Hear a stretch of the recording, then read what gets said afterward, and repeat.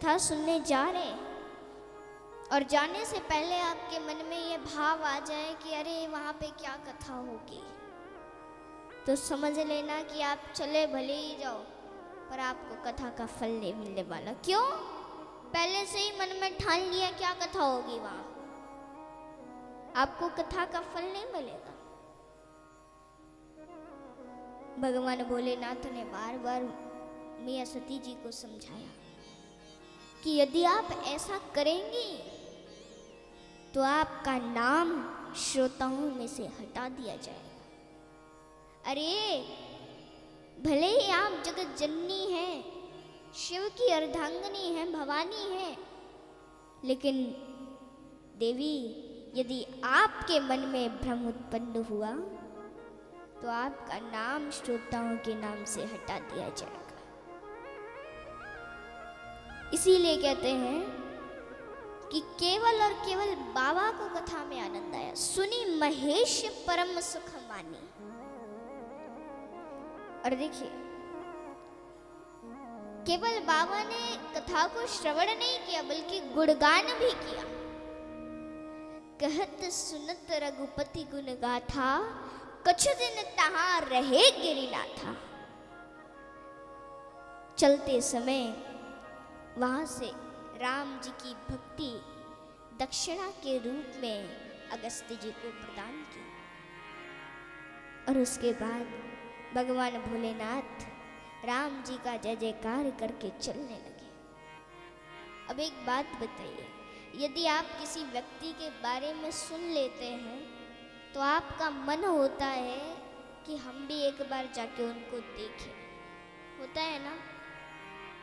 तो ये बताइए, जब जगत के लोगों को देखने की इतनी लालसा होती है तो आप जो जगदीश की कथा को श्रवण कर रहे हैं, क्या उनको देखने की लालसा उत्पन्न नहीं होगी? आज वही लालसा भगवान भोलेनाथ के मन में उत्पन्न हो गई। क्या? कि जब मैंने प्रभु की कथा सुनी तो मेरे कान धन्य हो गए।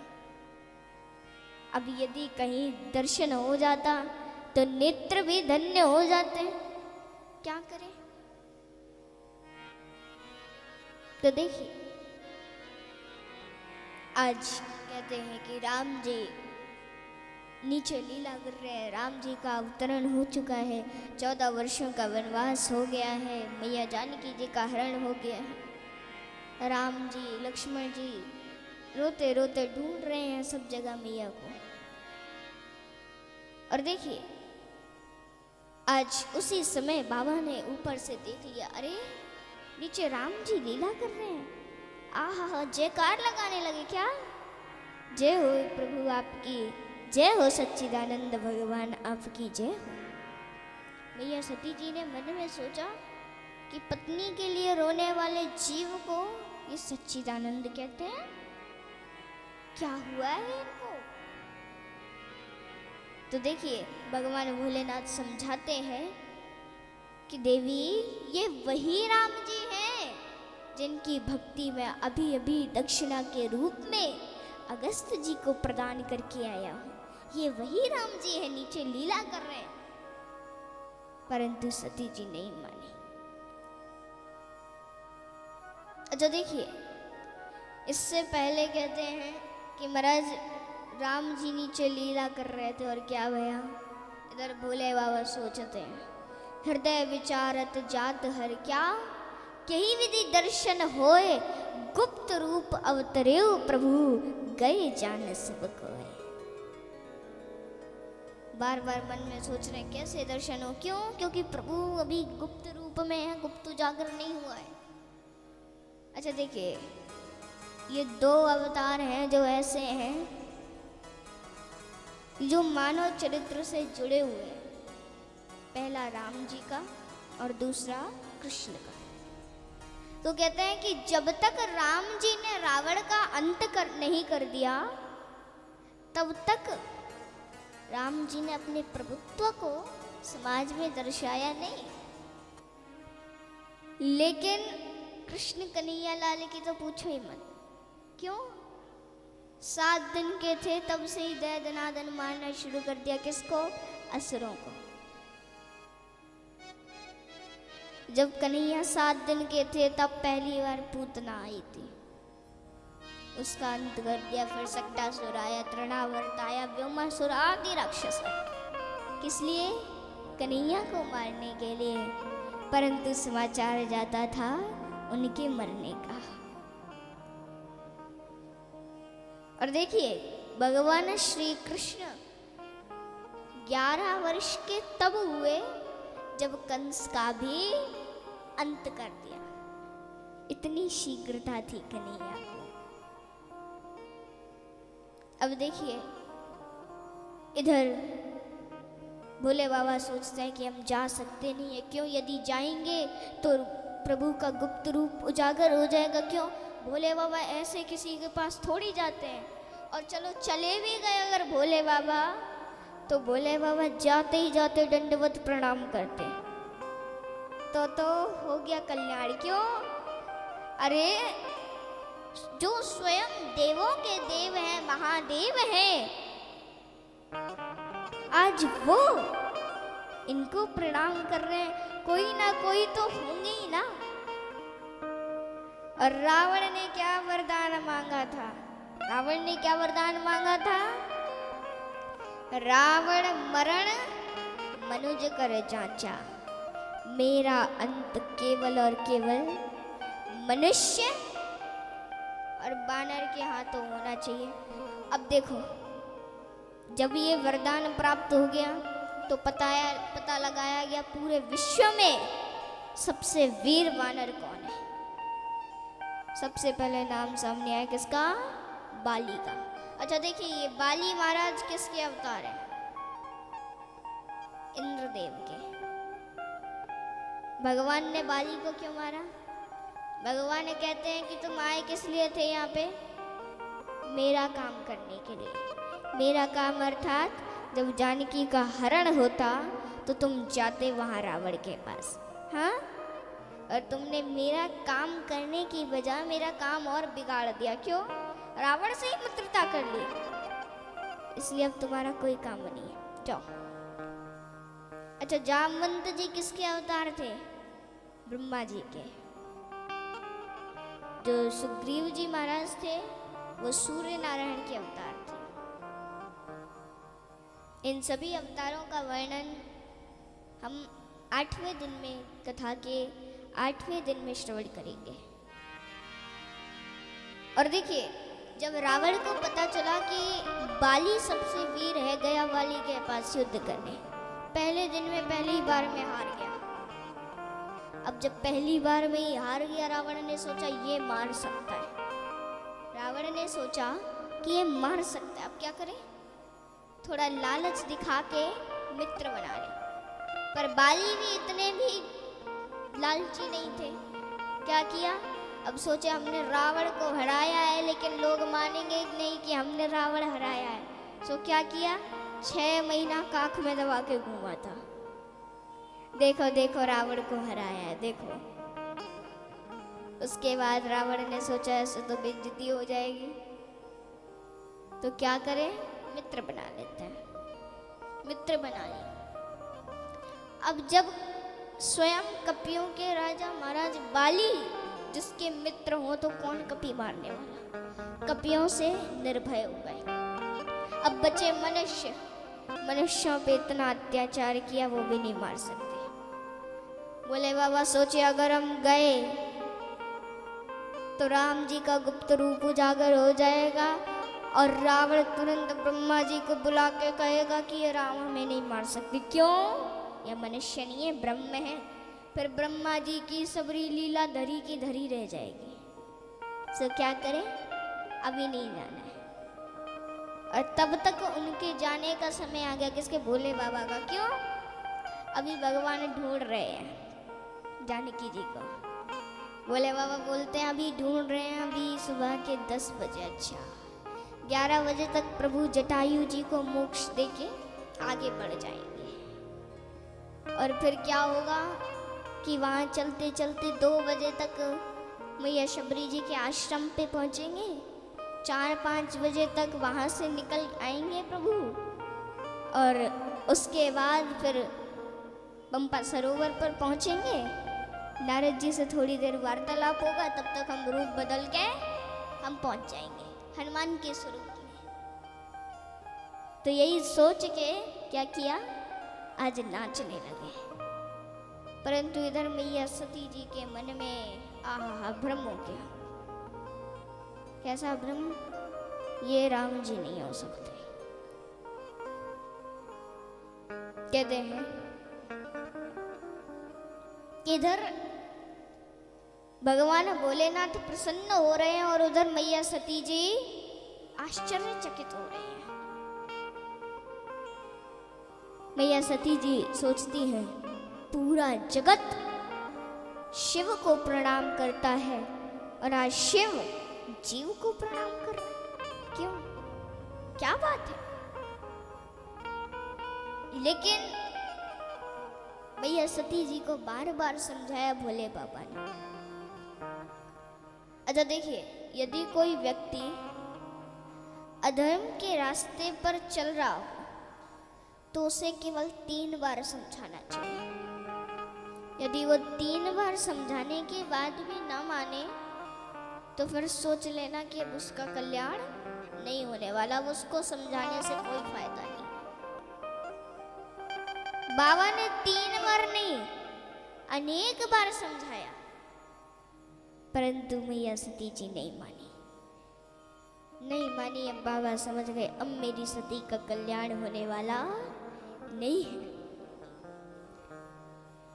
अब इनको समझाना व्यर्थ है। भगवान से कहते हैं अब हो यही वही जो राम रचि राखा, को करी तरक बढ़ावई शाखा। राम सिया राम जय जय राम। राम सिया राम जय जय राम। हो यही वही जो राम रचि राखा, को करी तरक बढ़ावई शाखा। राम सिया राम जय जय राम। राम सिया राम जय जय राम। और देखिए, आज भोले बाबा मैया सती जी को समझाने के बाद कहते हैं कि ओ जो तुम्हारे मन अति संदेहु,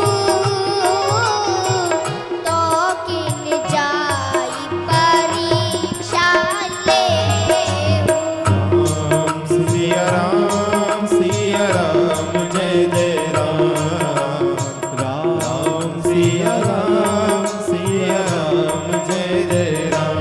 ओ जो तुम्हारे मन अति संदेहु, तो किन जाई परीक्षा लेहु। राम सिया राम जय जय राम। राम सिया राम जय जय राम। भोले बाबा कहते हैं कि यदि भवानी आपके मन में यदि इतना ही संदेह है तो जाइए और जा करके परीक्षा ले लीजिए। हम यहीं पर वट वृक्ष के नीचे बैठे हैं, आप जाइए।